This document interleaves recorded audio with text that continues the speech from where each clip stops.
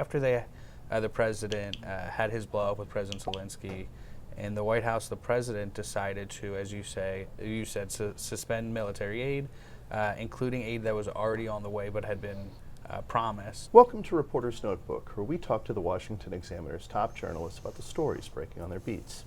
I'm Jim Antle, and I'm joined today by defense reporter Mike Brest. Mike, what's the latest with the standoff between Washington and Ukraine and Europe? So at this exact moment, it looks like President Zelensky has signaled he's ready to sign the minerals agreement that we've talked about for a little while. Mm-hmm. There's been talk out of the White House that they will meet with senior Ukrainian officials next week in Saudi Arabia or potentially another Middle Eastern country, but it'll be a third party, and this will be an opportunity mainly for the Ukrainians, but for both sides to get back on track after the debacle we saw last week in the Oval Office. Mm-hmm. So, I mean, there's been some pausing of aid, some pausing of intelligence sharing, and also a considerable pushback from Europe against the U.S. position, or at least the current Trump administration position. Are these things now kind of in a state of flux, or? So it goes back to that Oval Office meeting, Mm-hmm. And we heard actually a little bit of insight from the president's Russia-Ukraine envoy, Keith Kellogg, earlier today.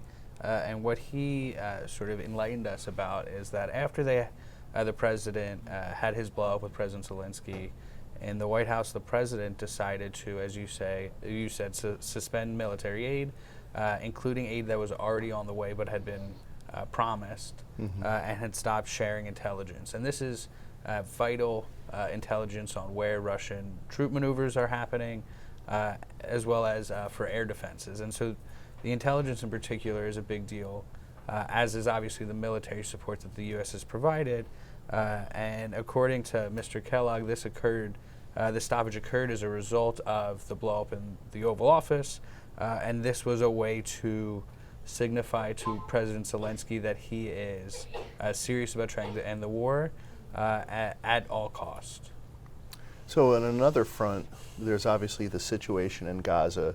The ceasefire there could be coming to an end. President Trump has made some threats regarding what will happen if Hamas doesn't release the remaining hostages. Where do things currently stand there? So at this exact point, we're kind of in a little bit of a standstill, and the ball is currently resting in Hamas's court as we wait and see how they react to the president's threat. And so at this exact moment, the initial 6-week ceasefire agreement that Israel and Hamas agreed to back in January has already ended, but the fighting hasn't resumed as there's this unsure nature right now of what the next step is.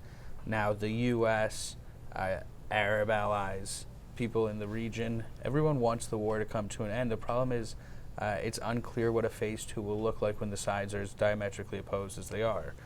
Now, we know Israel wants to see a Gaza reconstructed that has no semblance of a connection to Hamas, mm-hmm. Whether that's in government, militarily, or in any way, shape, or form. Obviously, we know Hamas as a terrorist entity that has governed Gaza wants to survive. Mm-hmm. And so how do you square that situation? One way that we've heard as a possibility is just an extension of the Phase 1 agreement, which was the agreement that had been in place for 6 weeks, in which Hamas would continue releasing hostages that it's holding. According to the Israeli government, they're still holding about 60 hostages. A little under half, they believe, are still alive.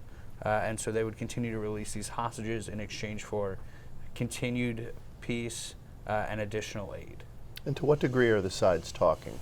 There is little movement, but we actually heard earlier this week that the U.S. has begun limited negotiations with Hamas itself, and this is actually a very substantial development because we know the U.S. has not, during this conflict or previously, actually had negotiations directly with Hamas. Thank you, Mike. You can read Mike and the rest of our national security team's coverage at washingtonexaminer.com.